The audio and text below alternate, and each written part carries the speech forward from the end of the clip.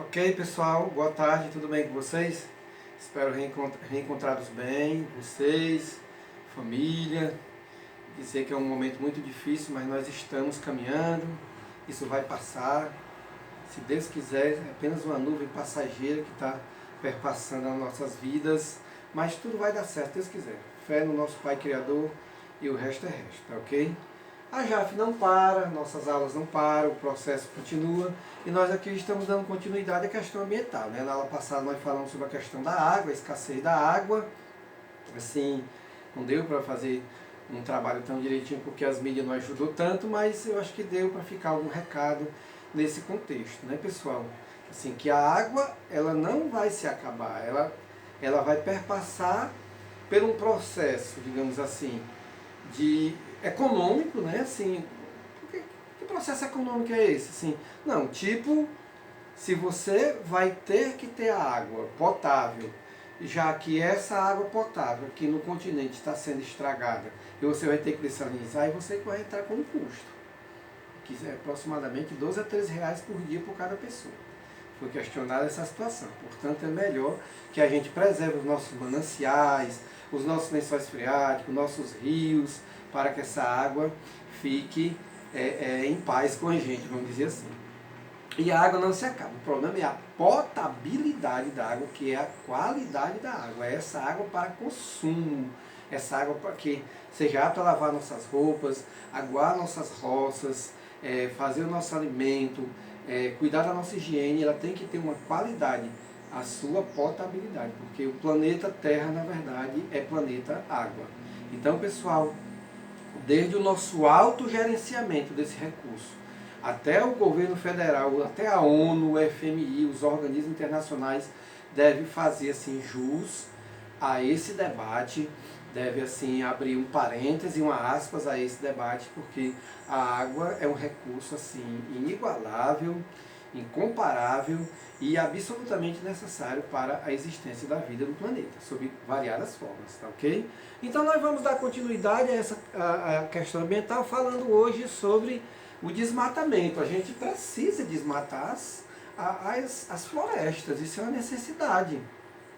Certamente, se você der uma olhada ao seu redor, de que a indústria, de tanto que a indústria precisa da madeira, tá ok, pessoal? Então, não se está dizendo que a gente não pode desmatar, que a gente não pode tirar os recursos naturais. Agora, tem que fazer de maneira sustentável, de maneira responsável, porque nós precisamos dessas florestas, sob o ponto de vista pesquisa, sob o ponto de vista alimento, sob o ponto de vista aquecimento global, sob o ponto de vista climático, são variadas formas nós precisamos dessas florestas. Pessoal, só a grosso modo, se a Amazônia for destruída no espaço de 20 a 30 anos, aí, nós teremos por dia, assim, 12 horas do dia, 60 graus de temperatura. 60 graus. Veja que quando chega a 38, 40, a gente só falta morrer esbaforido. 60 graus. Aí quando a gente chegasse de madrugada, 4 horas da manhã, essa temperatura poderia chegar a menos 10 graus. Por quê? Porque as florestas, não só a Amazônia, mas as florestas como um todo, seja a Caatinga do Sertão Nordestino, seja a Mata Atlântica, seja a floresta norte do Canadá, a floresta boreal do Canadá, seja as florestas tropicais e equatoriais da Indonésia, todas as florestas do mundo garantem o equilíbrio térmico, ou seja, um ambiente de temperatura apto à sobrevivência do ser humano na Terra. É necessário que as pessoas passem a sempre refletir e analisar dessa forma, certo? Então, quais são as causas do desmatamento? As fronteiras agrícolas, né? Desmatar para criar o gado, para plantar soja, para fazer roças de cacau, de cana-de-açúcar e tudo de maneira desmensurada, né? Porque, pessoal, se a gente pesquisar, se a gente for atrás dos dados, o que nós já temos de terras desmatadas já dá para segurar em dobro a nossa produção de grãos. Já dá para segurar, assim,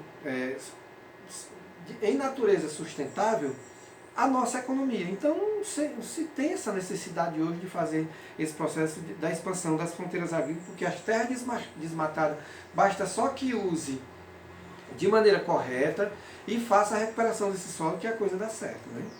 Uma outra situação que causa os desmatamentos é a expansão urbana, né? As cidades vão crescendo, cada dia que passa o pessoal mais vão se casando, vão montando seus projetos de vida, vão migrando para as cidades, e a malha urbana vai se expandindo e vai causando um pouco de desmatamento nessa situação, né? Tem também a questão da mineração, que é, como eu estou dizendo, a exploração desregrada, né? E a extração da madeira, sobretudo usando a questão do fogo, das queimadas e coisas desse tipo, né? É como se fosse uma espécie de desenvolvimento econômico de natureza irresponsável. Tá ok? Um exemplo, vamos pegar aqui o quintal da sua casa. Você tem um quintal muito grande ali, Pratiús, por exemplo, tem muitos cajueiros, muita mangueira e tudo. E você está precisando fazer farinha, sendo que para você fazer farinha, certamente você precisa de madeira para aquecer o forno. Aí você tem uma mangueira em que você conta assim 20, 15, 18, 13, não sei quantos galhos ligado ao tronco dela. Se você desmatasse a metade desses galhos, você não ficava com a madeira e com a mangueira? Então por que cortar, torar, decepar essa mangueira no tronco? Esse é o questionamento. O que não existe aqui na nossa Pinoretama, de floresta, cajueiro, mangueira e tudo, que pode fornecer lenha no desgalho, vamos dizer assim, na poda seletiva. Então é disso que estamos falando. Eu acho que as castanheiras do Amazonas não poderiam ser toradas ao tronco. Eu acho assim, para você criar um gado, você não precisa desmatar toda aquela floresta e tudo. Por que não deixar um desmatamento seletivo em que o gado fique para o pasto e a floresta fique também para servir o homem, tá ok? Porque nós temos como consequência a erosão. A água vem e leva todos os nutrientes do solo. Opa! E agora nós não temos como fazer a plantação de maneira mais sustentável. Vamos ter que procurar um outro solo para desmatar, para queimar, para a gente plantar novamente. Por quê? Porque a erosão da água da chuva, principalmente, levou todos os nutrientes. Porque assim, a água da chuva vem, aí ela bate na copa da mangueira, na copa do cajueiro. Essas raízes afrouxam o solo. Faz com que essas gotículas de água sejam penetrada solo abaixo, que ela vai ser guardada no nosso lençol freático. Aquela água vai ficar ali para ser retirada pelo homem após o homem cavar uma cacimba. Mas aquela água fica ali para quando vem a evaporação do solo, ela volta para a superfície e evapora, volte, evapora, volte, evapora, volte, e compõe um ciclo hidrológico que é uma irrigação natural tão necessária para nossas plantas, tão necessária para a nossa agricultura. Agora, quando você tem a erosão, vai acontecer um processo, pessoal, chamado de laterização, que eu vou falar na aula passada, na próxima aula aqui sobre a desertificação. O que é a laterização? É a cimentação. Assim, esse solo fica uma crosta ferruginosa. No aspecto de pissarra, ele não guarda mais água, ele não nasce mais nem urtiga cansação, nem se plantar urtiga nasce, e o solo ficou altamente improdutivo. Você tem que usar milhares e milhares de reais para que você faça esse processo de reavivamento do solo, de recuperação do solo. Então, veja bem que um é consequência da outra, tá ok? Temos também o aquecimento global, que é de praxe, né? A floresta amazônica, vou pegar aqui a floresta amazônica e a Mata Atlântica. Todo santo dia, ela dá assim, uma recarregada na floresta de milhões e milhões de gotículas de água. Esse processo é chamado de evapotranspiração, ou seja, as plantas respirando à noite, ela libera oxigênio. Esse oxigênio, naquela temperatura, encontra o hidrogênio, forma gotículas de água, que ela vai reabastecer as nuvens. E também fazer com que esse ambiente aqui de terra, esse solo, baixe a sua temperatura. Baixando a sua temperatura, o que vai acontecer? O processo de condensação, que é a passagem do estado vapor para o líquido numa queda de temperatura. Então, assim, quando você vai num ambiente de serra, você vê aquelas pequeninas nuvenzinhas e tudo, aqueles filetes de nuvenzinho que parece assim uma serração, que parece uma garoa. Aqueles são todos gotículas de água fornecidas, já que é um ambiente de serra, é um ambiente de uma intensa quantidade de floresta. Então ali vai ter o processo da evapotranspiração. Então acontece o quê? A água evapora, volta e o ciclo mais uma vez se encontra garantido para que esse ciclo hidrológico e a vida na Terra prevaleça, né? Diminuição de chuva, certamente pelo processo da evapotranspiração as chuvas vão sair e a perda da biodiversidade, porque com desmatamento vai embora as espécies, né, pessoal? Eu lembro uma vez que passou uma reportagem aqui no Globo Rural, que assim, uma preocupação muito grande lá nas fazendas do Centro-Oeste era justamente o quê? Era justamente assim, quando o gado ia atravessar, porque todos nós sabemos assim, milhares de cabeças de gado sendo tangida para a parte mais alta no inverno, milhares de cabeças de gado descem na parte mais baixa para pastar durante o verão, ou a ocorrência de chuva ou não chuva, né? Aí o que acontece? Com essa história de fazer cintos e bolsas e calçado com o couro do jacaré, o pessoal foi com força no Pantanal Mato Grossense para matar jacaré, para tirar a pele e fazer lá os cintos e bolsas e vender no mercado estrangeiro, porque é coisa de bacana, cinto de couro de jacaré. Aí aquela leva de gado, quando passava nos rios, ia perdendo o focinho quando ia beber água, porque a grande piracema de piranha, certo, pessoal, chegava e atacava o gado, e muitas vezes grandes vacas leiteiras, grandes bois, esse touzão grandão, que tinha que ser abatido ali. Não sabia nem se podia aproveitar a carne e tudo por conta da distância, porque a piranha atacava os bois. E o que foi isso, pessoal? A diminuição da população de jacaré. Então, quando você tem a perda da biodiversidade, a saída da biodiversidade, a quebra do ciclo, certamente as consequências vêm. Com o desmatamento, uma consequência que pode vir também, desmatamento e as queimadas, é justamente o que? A desertificação, que é o processo, pessoal, de acabar com toda a competência produtiva do solo. Primeiro, falta água, vai passar pelo processo da salinização, ou seja, um excesso de sal muito grande, porque como não tem água, não vai ter grandes plantações, e esse sal que está no solo não vai ser absorvido, que os sais é um dos nutrientes, como também o cálcio, o fósforo, o potássio, o magnésio, o ferro. Então assim, você não... Vamos supor que a cana-de-açúcar absorva boa parte do sal que está ali naquele solo. Você não produz mais cana-de-açúcar. Vai sobrar o sal, certamente vai sobrar o sal ali, entendeu? Então, vai passar pelo processo de desertificação, que é a perda total da competência produtiva do solo. Onde é que tem esse processo de desertificação? No Oriente Médio. Aquelas levas e levas e levas de terra que não prestam para nada, só são dunas de areia e tudo, que no passado já foram floresta, né? E aqui nós já temos aqui no nosso semiárido nordestino algo muito bem começado. Por exemplo, Irauçuba, Tauá, Canindé já passa pelo processo de desertificação das suas terras por conta dessas agressões que o homem faz à natureza de maneira desmedida, de maneira não planejada, né? Então as causas estão aí o desmatamento, o mau uso e exploração do solo, as queimadas e o sistema de monocultura. Ou seja, se você planta só cana-de-açúcar, a cana-de-açúcar vai se alimentar só de um nutriente, aqueles outros ficam sobrando ali. Se você um ano planta cana-de-açúcar, aí a cana-de-açúcar, vamos supor, pega os sais, os íons de sais. No outro você planta feijão, aí vamos supor, já pega os íons de ferro. No outro você planta milho, já pega os íons de cálcio para se alimentar.